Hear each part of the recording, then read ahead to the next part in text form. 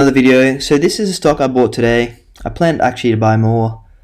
Not sure why I didn't chuck it in today, but who knows, might get it a tiny bit cheaper. Don't really care. Anyway, so I think that it's a touch better than everyone else. So they got a $35 million market cap. So first of all, this is a natural graphite stock. They got a resource which can just grow huge. If you look at the land base, we'll get into that later. But big growth in this company. In January they had 9 million cash.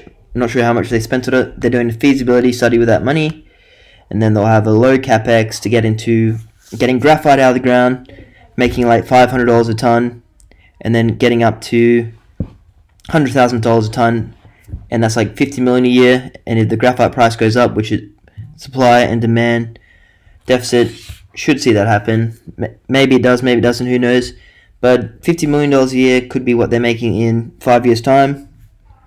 And this year maybe graphite prices go nuts like lithium has, and the share price will go up. If that's what you hope, what will happen, don't know, but it seems likely. You got to put your money where your mouth is.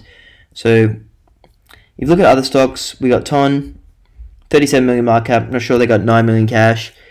They had a big project in Tanzania. It got taken off them. Now they got a pretty big project there still. But I was just worried about Tanzania taking the stuff off them. I think it's the guy said today. I actually rang up. Got his name here. Tom Revy from Black Earth had a good conversation. So he said use it or lose it. So maybe Ton will go well when they use their next graphite mine they're doing now. So we'll get into the Menary project. So it's here.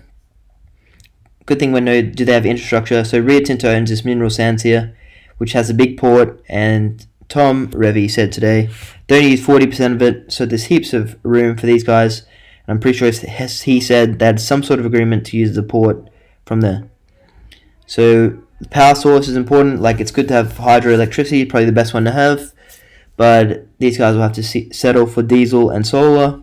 Solar is probably double the price as hydro per kilowatt, but getting cheaper by the day. So when the sun's not out, they'll have to burn the diesel. That's just how it is. So project-wise, currently they're at 20 million. Indicated means, yeah, it's definitely there. Inferred means, yeah, it's probably there. We've drilled it a few times. We've got to drill a few more times to get indicated, etc. 20 million tons, and if we look at this picture soon, that they can easily make this huge. Madagascar is like the biggest place for graphite. So we'll keep going down here. So there is 60,000 tons per annum at $500 a profit a ton. 60,000 times 500. Is that right? 60,500. So that's 30 million a year. And let's say the graphite price, there's a supply demand crunch. Graphite price goes up and double that, so they make 60 million a year. Could happen, might not happen, but you got to be in it to win it. So we'll go back to here. So all the lithium stocks, they looked alright, and then what happened, the lithium price went up and they just looked really good, so the price went up as well. So maybe you buy now before the price of graphite goes up, thinking it will go up because there's going to be a supply deficit, or that's what everyone's saying anyway, who's in the know according to their studies. But do your own research and see what you think. You should check these stocks 6 times over before buying them. Consult them, ring them up. So there's other big graphite players close by. I asked them, was there anything wrong, like Madagascar? Everyone's seen that movie? I haven't seen it, but you know it's about like animals in the wild. But he said where they are is pretty barren and all that stuff.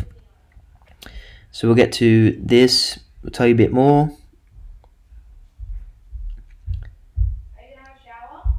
So expandable graphite. So the graphite can go into batteries, but you get more money for the graphite if it goes into expandable graphite, which we'll see down here. We'll keep coming down.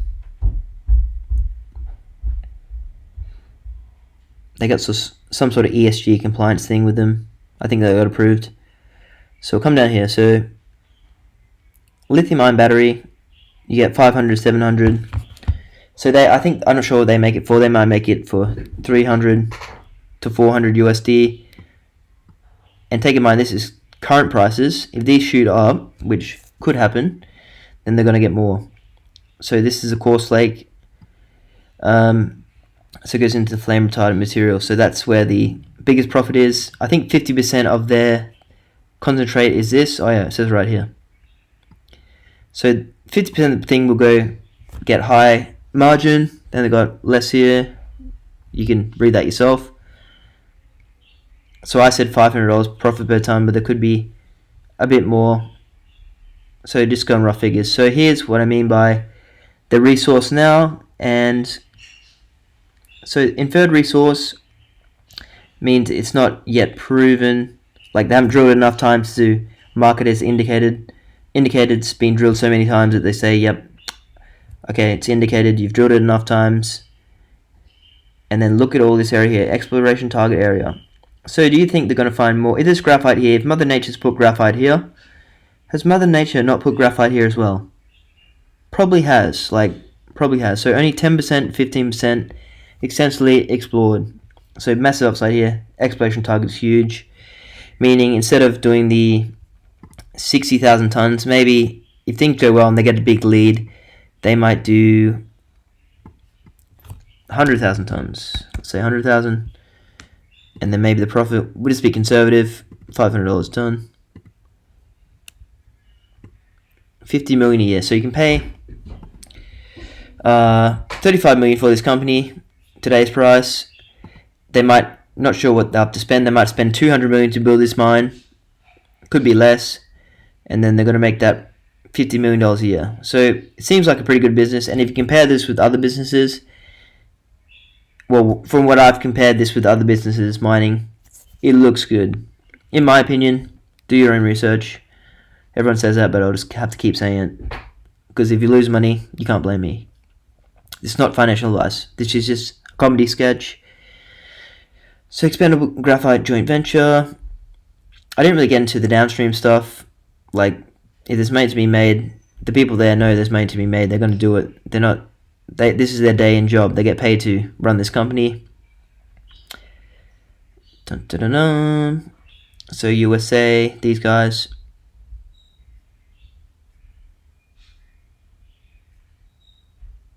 Okay, natural graphite. So they say like half natural, half synthetic goes into a battery. Synthetic's made from like petrol stuff. So there's less petrol gets made. There's less byproducts to make this synthetic graphite. So I think, in my uneducated opinion. So we're going to need more natural. And apparently natural is just as good now. Because they coat it with stuff. I don't know. Apparently synthetic, because they make it themselves, it's always more, like it's made by them, so it's always more consistent. But don't take my word for it. I don't know what I'm talking about. Okay, so spherical graphite yields.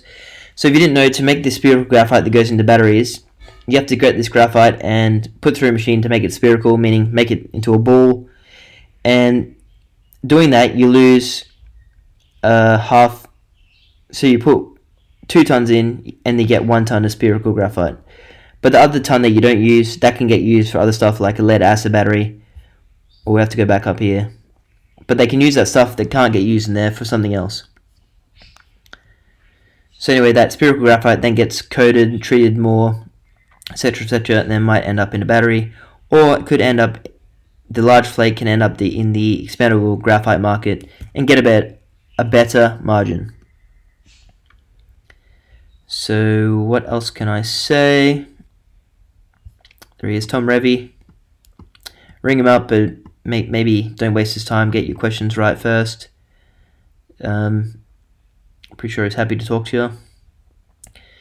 Okay, so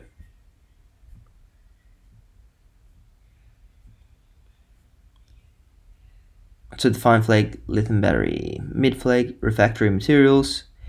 Refractory materials, I'm pretty sure that means like no, I don't sure what that means. I'll have to look at that again. I think I looked it up, but I forgot. Don't really care. I think I know the basics, so I'm happy with that. These guys is 30. So the share price, I got like 12 cents, so a bit below 35 market cap. That was a cash in January, and they said that they're doing the study with this, so that's going to be enough cash to do the study. So maybe they have to get the material from the mine, put it through some science to say it's going to work, etc. Pay some engineers to say this is how much it's going to cost, that and that and that. Come out with a study, and if the study's good, on that day, announcement will come out. People who don't research stocks will say, wow, maybe buy it. People will buy it, or people just won't sell it because the announcement was good, etc. Might go up that day. So rough figures, if this is 35 million and they can make 50 million a year, maybe it goes to $1 billion. Even if it goes to 500, it's 35 million. So to get to 500, that's a few X's. And they have to raise that $200 million. So they're going to have to raise money, which will dilute the share price. Also, these companies can start small, so they can start build, which they are doing. They're doing stage 1, stage 2. But they can do a really small project that just makes money.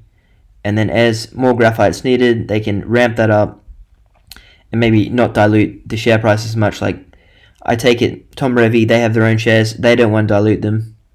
So they are doing the best to keep doing what's best for the shareholder. So Tom Revy looks like a good guy to be running this company. Metallurgist, so that's like metallurgy, meaning getting the material, separate from the other materials, is my opinion on that. Yeah, I'm not sure if I sound stupid, but who knows. So tell me what you think. I'm pretty sure this, in my opinion, all the graphite stocks looked at, this one looks just a little bit ahead of the other guys. There's Ton. They could be similar, just a bit. I have a good feeling about Black Earth, and then Ton, I'm not sure, just because they lost that mine. They're probably just as good, who knows. And then we got ASX. That's the Australian one. So then Australia, so that, I'm not sure if that's better than Madagascar. I don't know. I bought these high. It was a silly impulse buy to buy them that high. I should have. Sorry, I'm looking at Trident Minerals. But yeah, silly impulse buy to buy at 40 cents. But they should go well as well. Similar numbers for them. They got a small resource that can grow. So yeah, they've got 10 million cash or something. Paid like 60 million for them. That's why I think Madagascar is a bit ahead of the rest. And then you got Volt Resources also. They got a big mine in Tanzania. Like, look at the numbers on this huge. Compare these with other projects. The capex is always important because that means they don't have to raise so much money to build it. So Volt Resources, good company as well. They actually had a working mine in Ukraine. It had to get stopped, obviously for the war.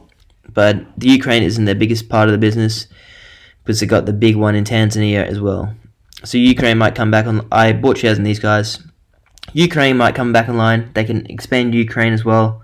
Hopefully things are going well.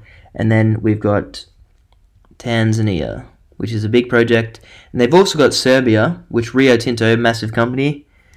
Not too keen on Serbia because Rio Tinto's been playing at it for years and years to get Serbia coming online, like protests and stuff. So, but Volt Resources is bought next to Rio Tinto, so I don't really care about that. I bought Volt Resources for the Tanzania project and for Ukraine when it comes back, and because it was quite cheap, 60 million.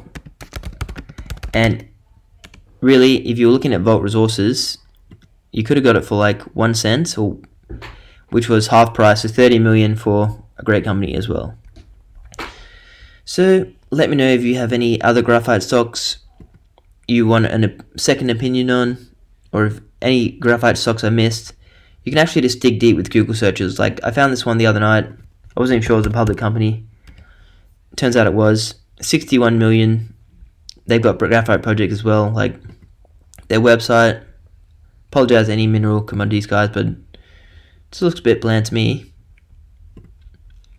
Graphite. So they got some graphite projects, but 60 million for these guys. They got an operating mineral sands project as well.